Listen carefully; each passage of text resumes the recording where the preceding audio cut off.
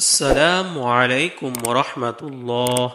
সুপ্রিয় দিনী ভাই ও বোনেরা, আজকের ভিডিওতে আপনাদেরকে জানাবো 5 ওয়াক্ত নামাজের পর যে 5টি সূরা পড়লে 5টি পুরস্কার পাবেন এবং মনের আশা পূরণ হবে এবং সকল সমস্যা দূর হবে ইনশাআল্লাহ।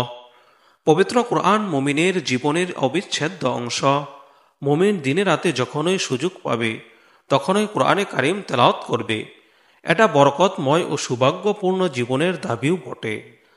আল্লাহর রসূল সাল্লাল্লাহু আলাইহি ওয়াসাল্লাম বলেন, দুই ব্যক্তি ছাড়া অন্য কারো সঙ্গে ঈর্ষা করা যায় না।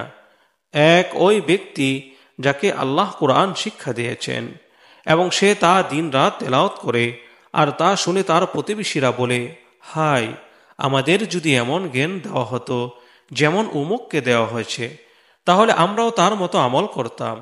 দুই ওই ব্যক্তি যাকে আল্লাহ তাআলা সম্পদ দিয়েছেন এবং সে সম্পদ সত্য ও ন্যায়ের পথে খরচ করে। এ অবস্থা দেখে অন্য এক ব্যক্তি বলে, হায়, আমাকে যদি অমুক ব্যক্তির মতো সম্পদ দেওয়া হতো, তাহলে সে যেমন ব্যয় করেছে আমিও তেমন ব্যয় করতাম। দিন রাতের যে কোনো সময় কোরআনে কারিম তেলাওয়াত করা গেলেও বিভিন্ন হাদিস থেকে 5 ওয়াক্ত নামাজের পর বিশেষ কিছু সূরা তেলাওয়াত করার তাগিদ পাওয়া যায়। এক, ফজরের পর সূরা ইয়াসিন পড়া।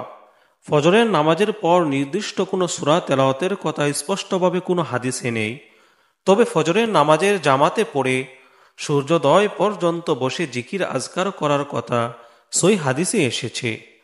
আর কোরআনে কারিম তেলাওয়াত সর্বোত্তম জিকির, তাই এই সময় কোরআন মাজিদ তেলাওয়াত করবে।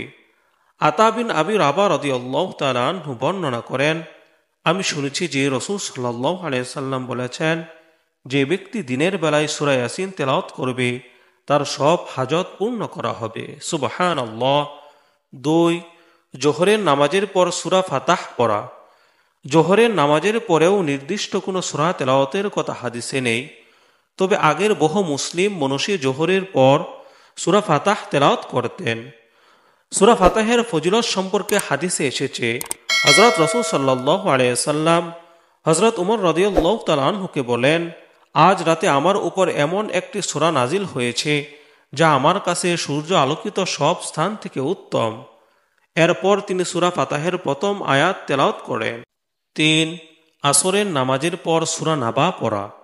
আসরের নামাজের পর নির্দিষ্ট কোনো সূরা তেলাওয়াতের কথা হাদিসে নেই, তবে সূরা নাবার ফজিলত সম্পর্কে একটি দুর্বল হাদিসে এসেছে, যে ব্যক্তি সূরা নাবা তেলাওয়াত করবে আল্লাহ তাআলা তাকে কিয়ামতের দিন ঠান্ডা পানীয় দ্বারা তৃপ্ত করবেন। চার, মাগরিবের নামাজের পর সূরা ওয়াকিয়া পড়া। মাগরিবের নামাজের পর বা রাতে সূরা ওয়াকিয়া তেলাওয়াত সম্পর্কে বিভিন্ন তাফসিরের কিতাবে অন্তিম রূপ সজ্জায় হযরত আব্দুল্লাহ ইবনে মাসউদ রাদিয়াল্লাহু তাআলা আনহু এর কথোপকথন এসেছে। হযরত উসমান রাদিয়াল্লাহু তাআলা আনহু বলেন, আমি হযরত রাসূল সাল্লাল্লাহু আলাইহি সাল্লামকে বলতে শুনেছি, যে ব্যক্তি প্রতি রাতে সূরা ওয়াকিয়া তেলাওয়াত করবে সে কখনো উপবাস থাকবে না। 5, এশার নামাজের পর সূরা মুলুক পড়া। এশার নামাজের পর সূরা মুলুক তেলাওয়াত সম্পর্কে হাদিস শরীফে এসেছে। হযরত জাবের রাদিয়াল্লাহু তাআলা আনহু বলেন, হযরত রাসূল সাল্লাল্লাহু আলাইহি সাল্লাম সূরা সাজদা ও সূরা মুলুক তেলাওয়াত করা ছাড়া ঘুমাতেন না। অন্য হাদিসে এসেছে, আল্লাহর রাসূল সাল্লাল্লাহু আলাইহি সাল্লাম আরো বলেন, কোরআনে কারিমে এমন একটি সূরা আছে যার মধ্যে 30টি আয়াত আছে। আয়াতগুলো পাঠকারীর জন্য সুপারিশ করবে এবং তাকে ক্ষমা করে দেওয়া হবে, আর সেটা হলো তাবারাকাল্লাযী বিয়াদিহিল মুলক। আল্লাহ তাআলা আমাদেরকে 5 ওয়াক্ত নামাজের পর এই সূরাগুলোর আমল করার তৌফিক দান করুন। আমিন।